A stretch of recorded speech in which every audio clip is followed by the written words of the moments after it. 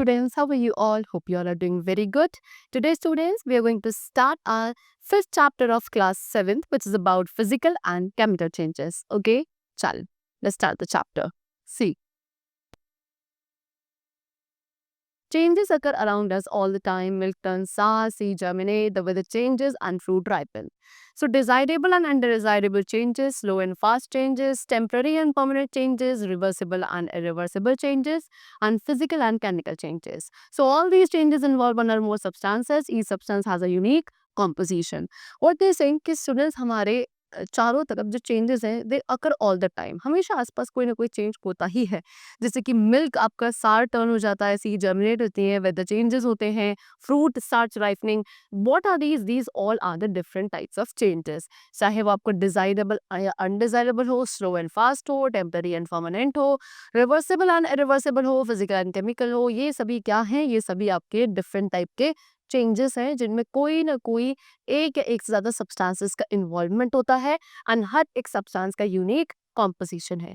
Okay, so first of all we have to discuss about physical changes. So when a substance undergoes a physical change, it does not give rise to a different kind of substance, or there is no substance, new substance form. A physical change is a reversible change.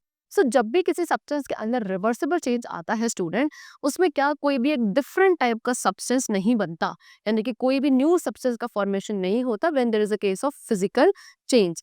And एक physical change हमेशा reversible change होता है, यानी कि आप उसको क्या कर सकते हैं, उसके अपने ओरिजिनल स्टेट में वापस ला सकते हैं. Example, heating of water, melting of butter, cutting of paper etcetera, all these are physical changes.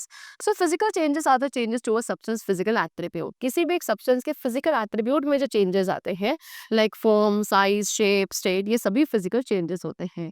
ये सभी जो ऑल्टरेशन होते हैं, इससे क्या नहीं होता, कोई भी न्यू कंपाउंड का फॉर्मेशन नहीं होता है. ये सारे मॉडिफिकेशंस जो हैं वो आपके रिवर्सिबल भी हो सकते हैं. अब physical change is regarded as a change in the form of matter, often known as a physical change. जो एक फेज का जो चेंज आता है, ठीक है ना, जिसमें मैटर की फॉर्म सेट हो जाती है, फॉर्म चेंज हो जाती है, that is known as a physical change. जैसे कि लिक्विड वाटर आपका सॉलिडाइज में कन्वर्ट हो जाता है, या फिर उसमें इवापोरेशन होने के बाद वो आपका वाटर वेपर में कन्वर्ट हो जाता है. तो ये जो गैसियस स्टेट ऑफ वाटर है, ये सभी आपका क्या है, फिजिकल चेंजेस के ही एग्जाम्पल है. Okay, boiling as well as evaporation, these all are the examples of phase transition. यहाँ पे फेज चेंज हो जाता है. Next we come to chemical compound. Chemical compound क्या स्टूडेंट? ये केमिकल सब्सटेंस है जिसके अंदर दो या दो से ज्यादा different chemically bonded chemical elements होते हैं एक फिक्स रेशियो के साथ, जिससे इनका कॉम्पोजिशन को डिटरमाइन किया जा सकता है. For example water. वाटर क्या है? एक कंपाउंड है हाइड्रोजन ऑक्सीजन का, जिसमें कितना इन दोनों का जो रेशियो होता है वो 2:1 से दोनों ही एलिमेंट्स प्रेजेंट होते हैं. शुगर भी एक कंपाउंड है कार्बन हाइड्रोजन ऑक्सीजन का in the ratio of 12:22:11. Carbon dioxide एक कंपाउंड है कार्बन ऑक्सीजन का in the ratio of 1:2. Methane आपका कार्बन एंड हाइड्रोजन का कंपाउंड है in the ratio of 1:4. And ammonia आपके नाइट्रोजन एंड हाइड्रोजन का कंपाउंड है इन द रेशियो 1:3. सो हमने यहाँ पे क्या करा, हमने एक मिक्सचर बना रहे हैं आयरन एंड सल्फर का इस चैप्टर के अंदर. अगर हम उस मिक्सचर को क्या करते हैं, हीट करते हैं, जब तक वो ग्लो होना स्टार्ट नहीं करता, तब आपका क्या होगा, एक आप देखोगे कि एक न्यू सब्सटेंस का फॉर्मेशन होता है. अब ये न्यू सब्सटेंस बिल्कुल डिफरेंट होता है from iron and sulphur both. And ये सब्सटेंस का जो नेम होगा वो होगा iron sulphide. Okay, that means iron plus sulphur gives iron sulphide. Iron का कलर ग्रे था, सल्फर का कलर येलो था, जबकि जो आयरन सल्फाइड बना उसका बिल्कुल completely different colour, that is of black colour. Okay, so compounds आपके वेरियस वेज में बनाए जा सकते हैं, बिकॉज जो एटम्स हैं वो डिफरेंट वेज में कंबाइन होते हैं वेरियस कंपाउंड्स बनाने के लिए.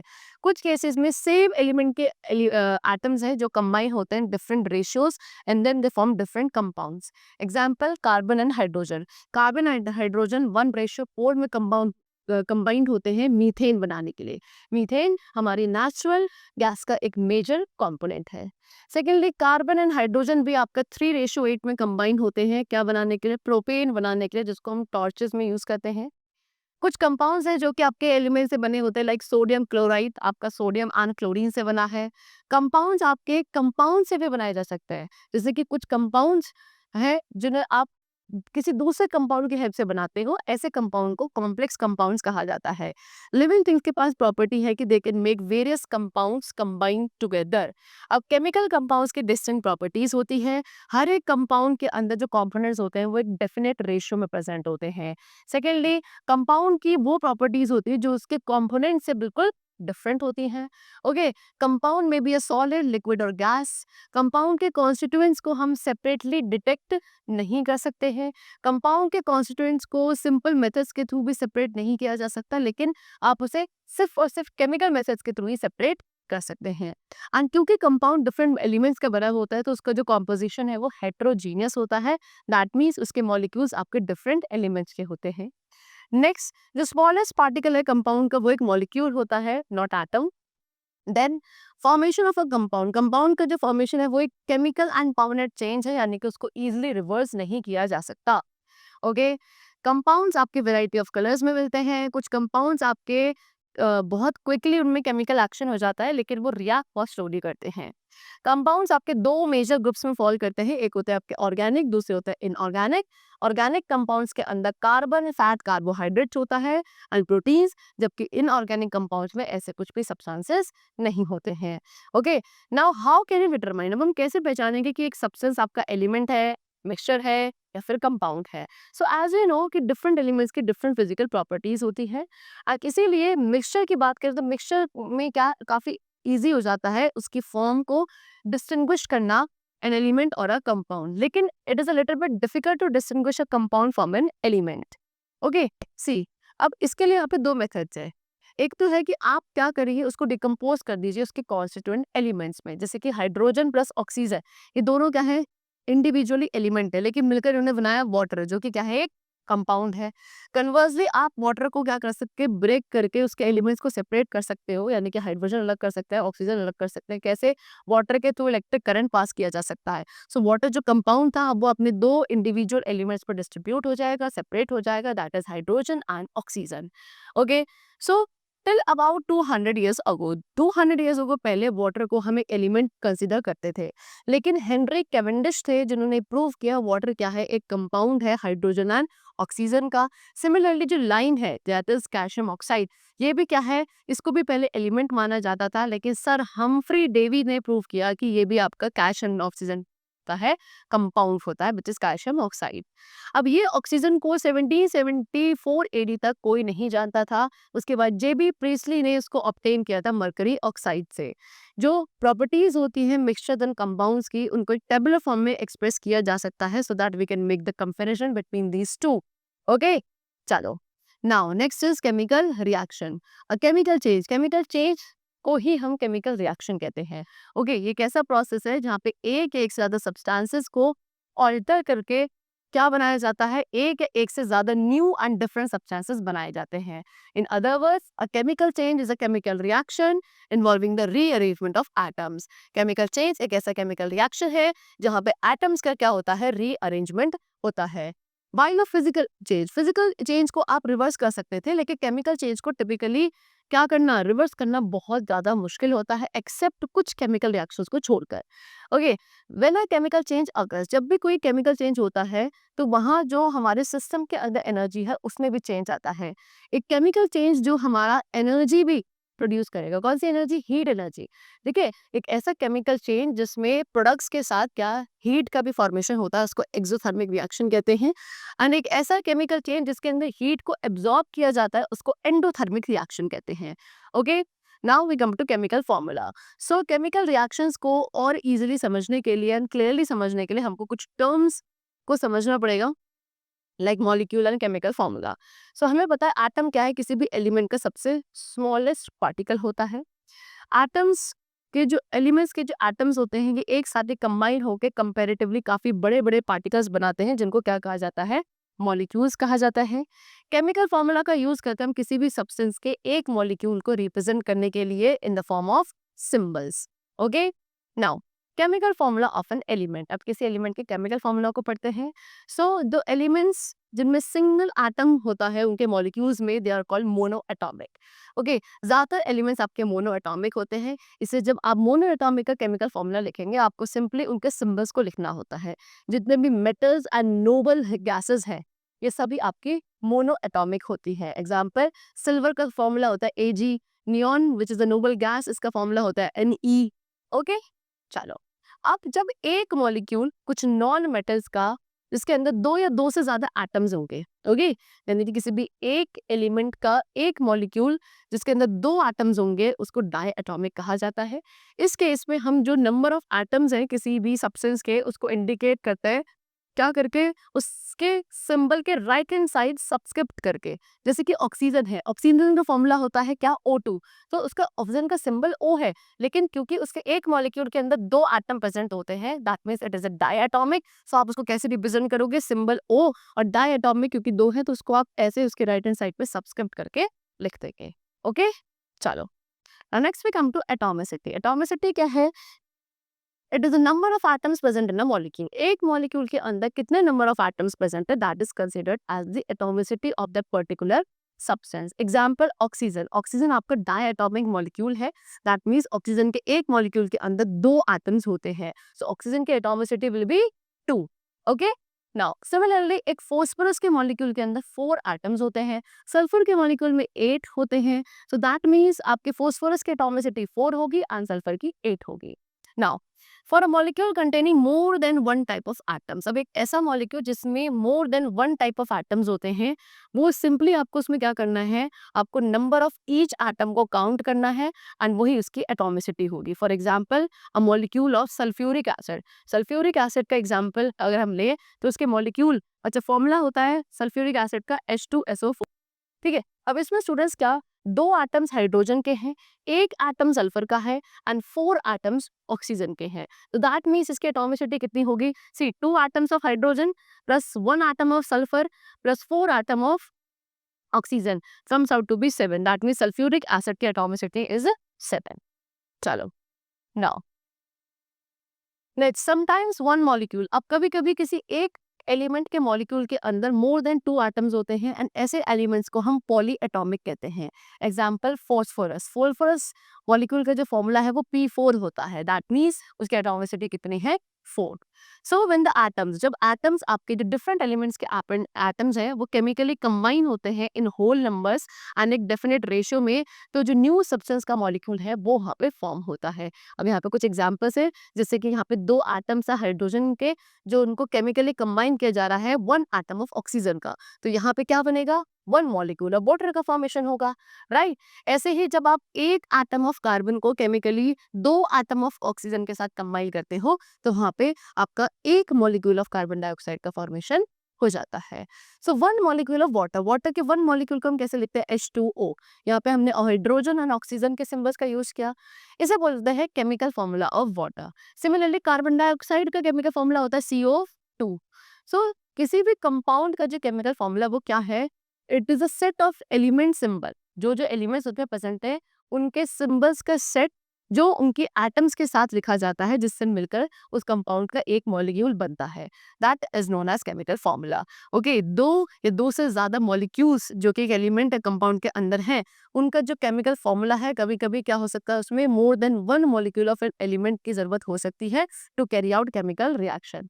ऐसे केसेस में केमिकल फॉर्मूला लिखने के लिए जो नंबर ऑफ मॉलिक्यूल्स है उनको रिप्रेजेंट किया जाता है प्रीफिक्स लगा के. उनके left hand side, chemical formula के लेफ्ट हैंड साइड पे प्रीफिक्स लगाकर, that is to represent two molecules of hydrogen. अगर हमें दो मॉलिक्यूल्स को रिप्रेजेंट करना हाइड्रोजन के, तो हमें पता है हाइड्रोजन आपका H2 होता है, लेकिन आप उसके दो मॉलिक्यूल्स ले रहे हो so you will write 2H2 like this. अब यहाँ पे H2 तो क्या है, केमिकल फॉर्मूला हो गया हाइड्रोजन का, लेकिन 2H2 क्या रिप्रेजेंट कर रहा है कि यहाँ पे हमारे पास हाइड्रोजन के कितने मॉलिक्यूल्स है, दो. खाली H2 तो दिखा रहा है कि ये एक मॉलिक्यूल है और एक मॉलिक्यूल के अंदर हाइड्रोजन के दो एटम्स है, लेकिन जब आप दो मॉलिक्यूल 2H2 बोलोगे दैट मींस वहाँ पे दो मॉलिक्यूल से हाइड्रोजन के और उसके अंदर टोटल कितने एटम्स हो गए, 4. ओके, सो सिमिलरली इसी तरीके से आप दो मॉलिक्यूल्स हाइड्रोजन क्लोराइड के भी रिप्रेजेंट कर सकते हो. Okay, you will write it's two molecules like 2 HCl। तो ये क्या दिखा रहा है, आपके हाइड्रोजन क्लोराइड के 2 मॉलिक्यूल्स को रिप्रेजेंट कर रहा है।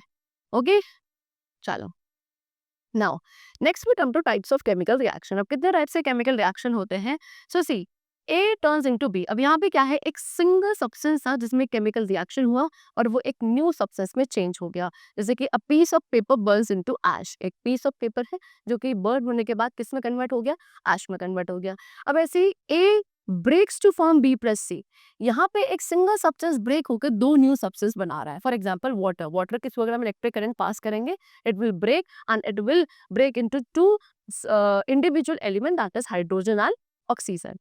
Okay, now A plus B gives C। अब यहाँ पे 2 सब्सटेंस आपस में रिएक्ट होके न्यू सब्सटेंस बना रहे हैं, जैसे कि ऑक्सीजन एंड हाइड्रोजन, ये दोनों कंबाइन होके क्या बनाएंगे, वाटर बनाएंगे।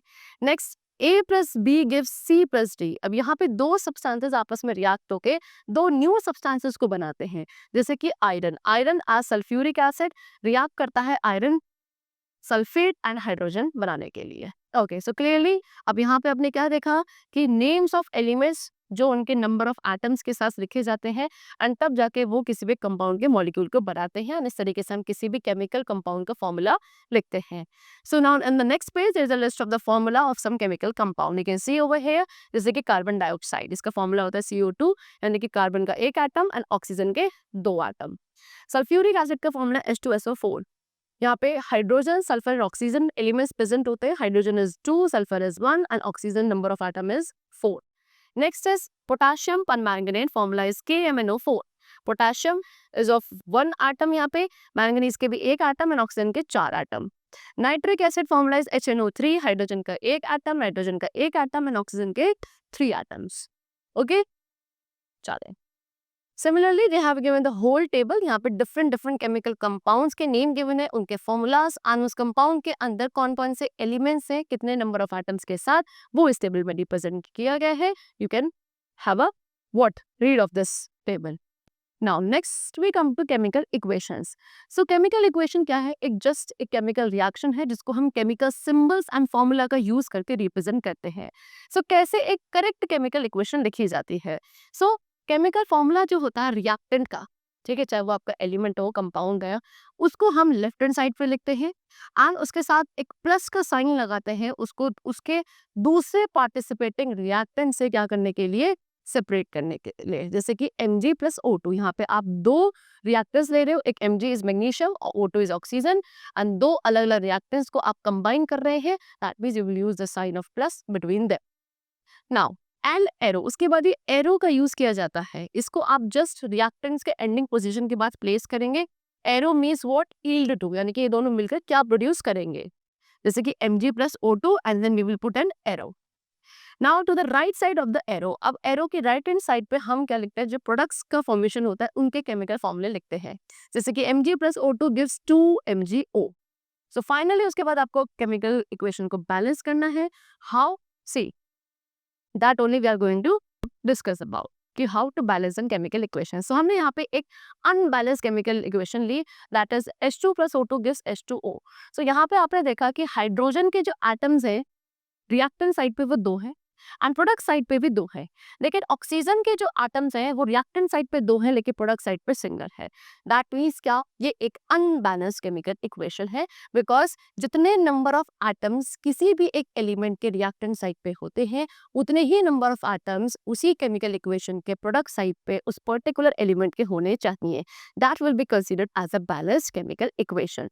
Okay, so atoms of hydrogen are equal on both side, that is there 2, लेकिन जो एटम्स ऑफ ऑक्सीजन है वो अनइक्वल है, लेफ्ट हैंड साइड पे 2 है जबकि राइट हैंड साइड पे ओनली 1। दैट मीन्स हमें इक्वल करना पड़ेगा। सो आप क्या करेंगे, आप राइट हैंड साइड पे देखो ज्यादा कहाँ है, आपके जो नंबर ऑफ एटम्स है वो दिस साइड रिएक्टेंट साइड पे ऑक्सीजन के एटम ज्यादा हैं। सो अब हमें इंक्रीज करने पड़ेंगे प्रोडक्ट साइड पे, तो हम अपनी राइट हैंड साइड पे 2 से मल्टीप्लाई कर देंगे। सो इक्वेशन आपकी क्या बन गई, राइट हैंड साइड पे 2H2O। अब क्या है, 2H2 लगा के ऑक्सीजन के भी 2 एटम हो गए, लेकिन अब हाइड्रोजन के नंबर ऑफ एटम डिस्टर्ब हो गए हैं, वो अनइक्वल हो गए हैं। प्रोडक्ट साइड पे अब हाइड्रोजन के 4 एटम्स हैं जबकि आपके रिएक्टेंट साइड पे इट्स ओनली 2। सो नाउ आपको अगेन रिएक्टेंट साइड पे अब हाइड्रोजन को 2 से मल्टीप्लाई करना पड़ेगा सो दैट यहाँ भी 4 एटम्स हो जाए हाइड्रोजन के और प्रोडक्ट साइड पे भी। So now the equation becomes what, 2H2 plus O2 gives 2H2O. Now this is your balanced chemical equation because hydrogen के यहाँ 4 atoms, यहाँ भी 4 atoms, oxygen के यहाँ 2 atoms, यहाँ भी 2 atoms. Okay? चलो. This is how a balancing of an equation is done. So similarly किसी भी इक्वेशन को बैलेंस करने के लिए यहाँ पे एक और इक्वेशन है Mg plus O2 gives MgO. सो यहाँ पे मैग्नीशियम के सिंगल एटम है, यहाँ पे मैग्नीशियम का सिंगल एटम है. ऑक्सीजन के यहाँ 2 एटम है लेकिन यहाँ सिंगल एटम है. दैट मीन्स यहाँ ऑक्सीजन का क्या है, वी हैव टू मेक 2. सो हम यहाँ क्या करेंगे, इधर साइड 2 से मल्टीप्लाई कर देंगे. ओके लेकिन यहाँ 2 से मल्टीप्लाई करते क्या हुआ, ऑक्सीजन तो आपका बैलेंस होगा लेकिन अब जो मैग्नीशियम है वो आपका अनबैलेंस हो चुका है बिकॉज प्रोडक्ट साइड पे मैग्नीशियम के 2 एटम्स है एंड रिएक्टेंट साइड पे सिंगल एटम है. सो आप क्या करेंगे, अगेन आप रिएक्टर साइड पे भी Mg के 2 से मल्टीप्लाई कर देंगे. सो अब जो बैलेंस इक्वेशन है वो बन जाएगी 2Mg प्लस O2 वेट.